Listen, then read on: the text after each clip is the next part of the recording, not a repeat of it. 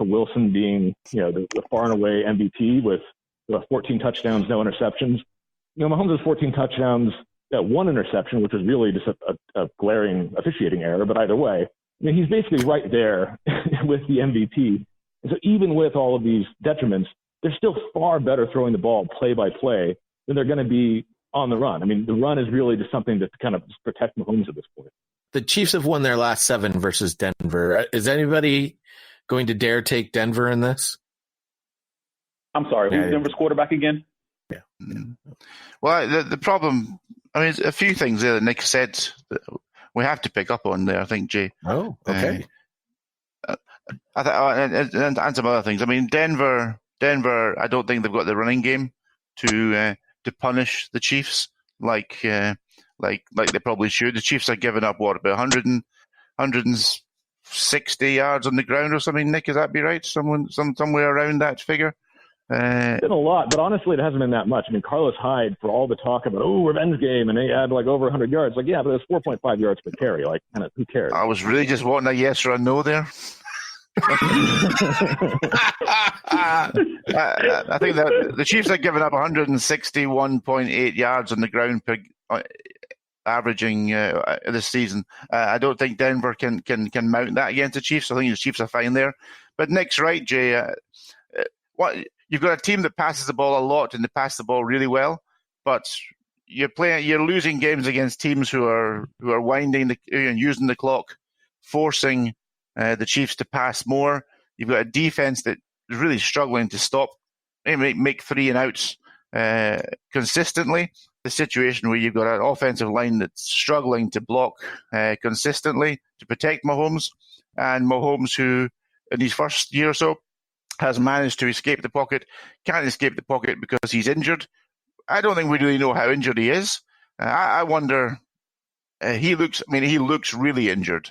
He doesn't seem to be able to move in terms of sideways and cutting and twisting. That's not a possibility at the moment, certainly consistently. And you do fear for the lad if he is as a high ankle sprain or some sort of ankle injury there. One bad block against Von Miller, and he could be facing a longer time on the sidelines. And is it time to give him a week off to try and help get that injury in control? Because you're playing against Denver, who I think James mentioned moments ago, they just don't have the quarterback or the offense as such to really trouble the Chiefs, I don't think. Well, I think it's a fair question, and I think the Chiefs should be considering it, just giving him a rest at some point, especially this being a short week. Apparently, as they explained it, the type of high ankle sprain he has is it's not like a ligament thing. It's where somehow a sprain happens that inflames the tissue in between the two leg bones close to the ankle. And so basically, do you believe it, Nick? Do you believe the Chiefs? Why not? I don't believe them. Okay, you don't have to believe them. But either way, supposedly it's something it's not like he's going to tear it. It's just going to gets inflamed and it gets swollen up, if it gets hit, and it's gotten hit at some point in the middle of the game each game. Well, Neil, with a Thursday night game, you essentially have a week and a half now, so you get a little extra time there to rest up Mr. Mahomes. Matty Moore ain't going to get the job done. Against the Broncos, Nick agrees with that. Against the Broncos. That's the thing. It's the Broncos are on paper not a very good team. They've lost a bunch of close games, though. And in general, this is always a very tough division game. That Denver has a better home field advantage than I think most people realize. They have really loud, vociferous fans, and you have the altitude.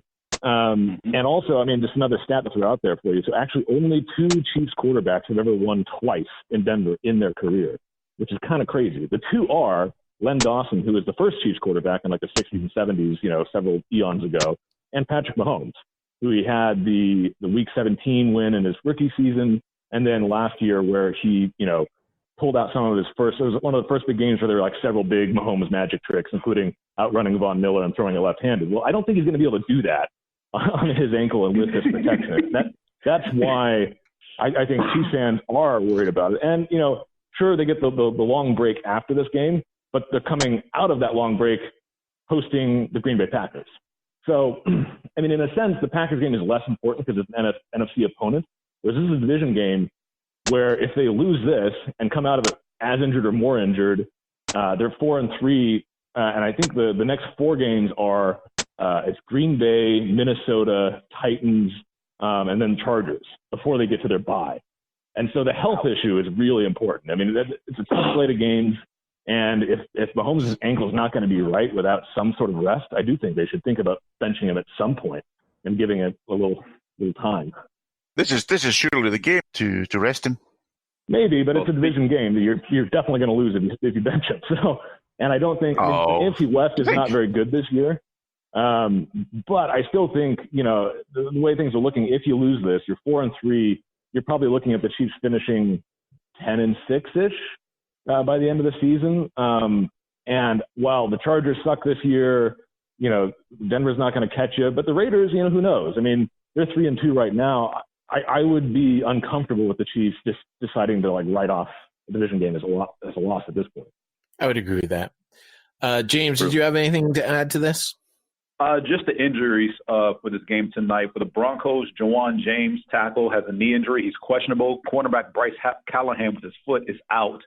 For the Chiefs, Eric Fisher's out tonight, along with Sammy Watkins due to a hamstring, Kendall Fuller's because of his thumb, Chris Jones, his growing, and guard Andrew Wiley, ankle injury. They're all out as well. Brashard Breeland is listed as questionable with a non-injury related designation. Does Kendall Fuller really need his thumb to play corner? I mean, come on. He broke it last year and just played with a cast, so I don't know. Yeah, seriously. Well, they have him out right now on the official report. Yeah, he actually had an interception while with a casted broken thumb, so clearly he should just have it amputated at this point. All right. I say that does it for Thursday Night Football, which really was more of a conversation about the Chiefs than about the actual football game. Let's move now to Sunday games. We're going to start by not actually talking about the games because the first game is the Los Angeles Rams at the Atlanta Falcons.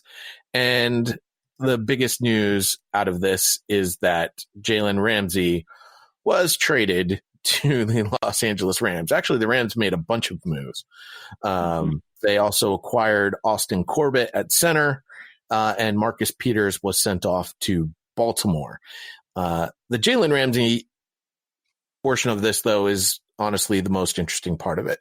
Al Breer tweeted out, assuming they don't trade back in, the Jalen RAMSey deal means the Rams will go 5 years until 2021. Actually, after 2021, without a first-round pick. 2017 was sent to Tennessee for Jared Goff, 2018 to New England for Brandon Cooks, 2019 to Atlanta in a trade down, 2020 and 2021 to Jacksonville for Jalen RAMSey.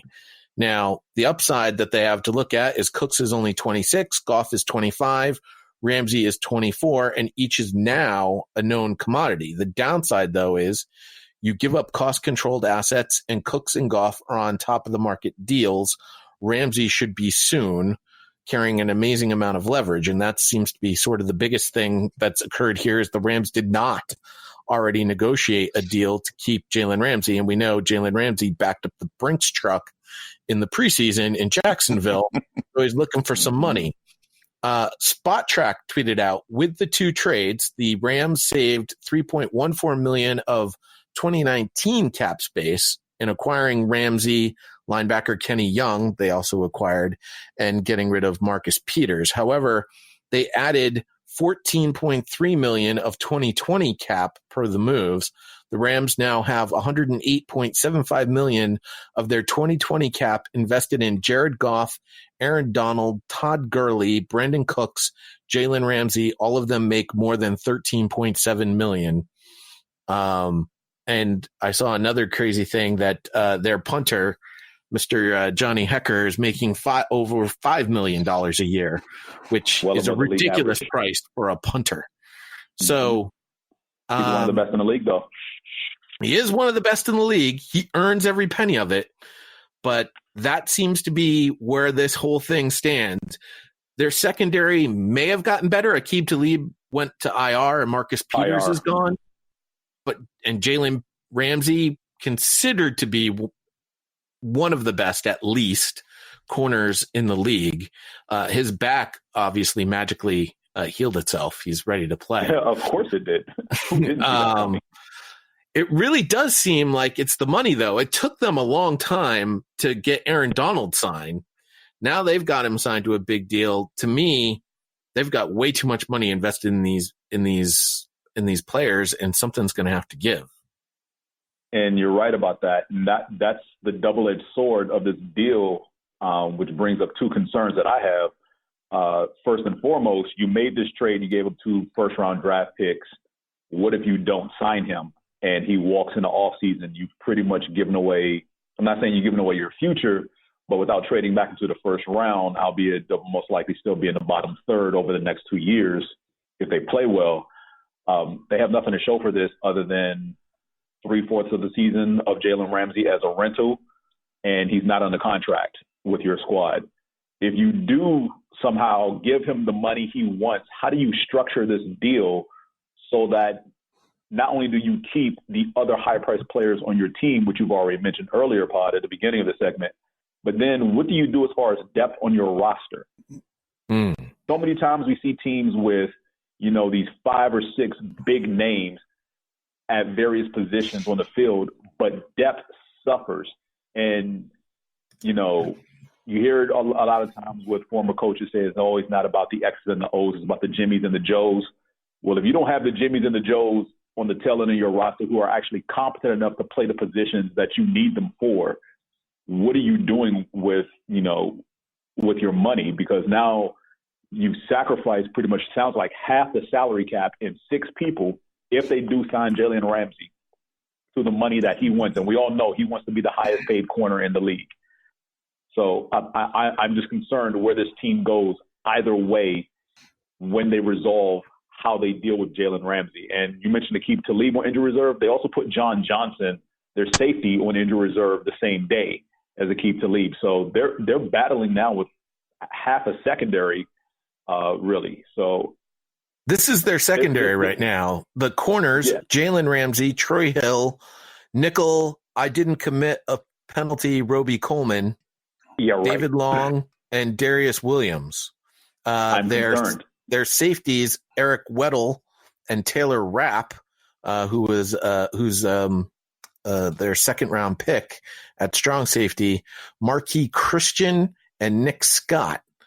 Their secondary is in some trouble. It's not like their defense has been playing lights out during this losing streak that they're on. Yeah, and Weddle, you mentioned, is really more so a linebacker in the box. He gets a couple of plays in coverage, but that's pretty much because he's the last line of defense and somebody underneath made a play on the ball, and he's mostly getting tip drills. But he's primarily an extra defender in the box than more so a deep coverage guy. Neil, we were talking about this in Slack. Brandon Cooks has got a big contract, and Robert Woods is close. Cooper Kupp is obviously coming up soon, where he's going to be looking for money, and I think he's the receiver that makes the offense tick.